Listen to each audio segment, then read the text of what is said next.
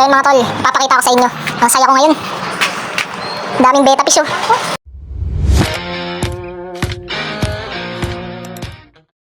Good day ulit mga tol. Documentary number 571 na tayo. Let's go!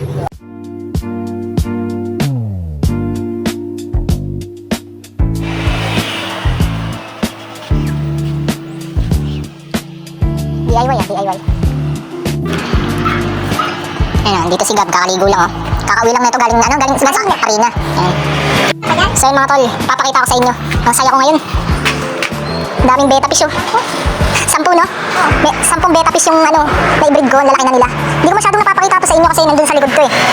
Nandito sila nakalagay. Dito sila nakalagay. Yan. Pinag-iwalay ko na kasi mga nag-aaway na. Meron pa ditong natira. 5 pa yata to.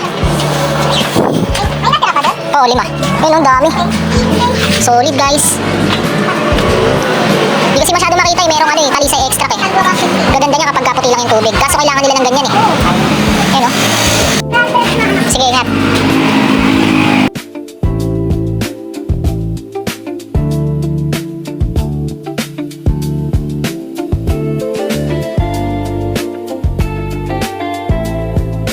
So yun mga tol, napagsiseparate ko na yung mga beta. Ayan. Nalagyan ko na din ng mga harang. Ito na ito. Hindi pa yan lahat, kulang pa yan. Nandito pa yung iba. Ayan o.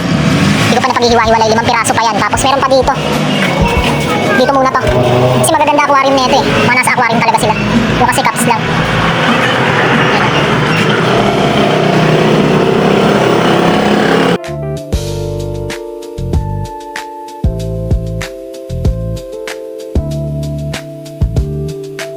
Trinay namin ni Gab yung kape na hinuhulugan ng 5 piso. Ano?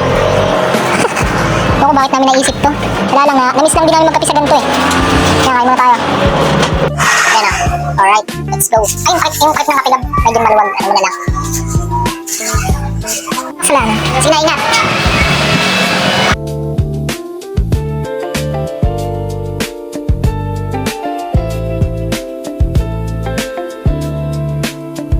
Time check. Yan, alas 11. Close na kami mga tol. Kasi bukas, alam nyo na, Sunday, mag-jogging ulit kami. Ewan namin kung sino kasama namin. Kasi yung mga kasama namin parang mga negative. Pero tutuloy pa rin kami ni ate.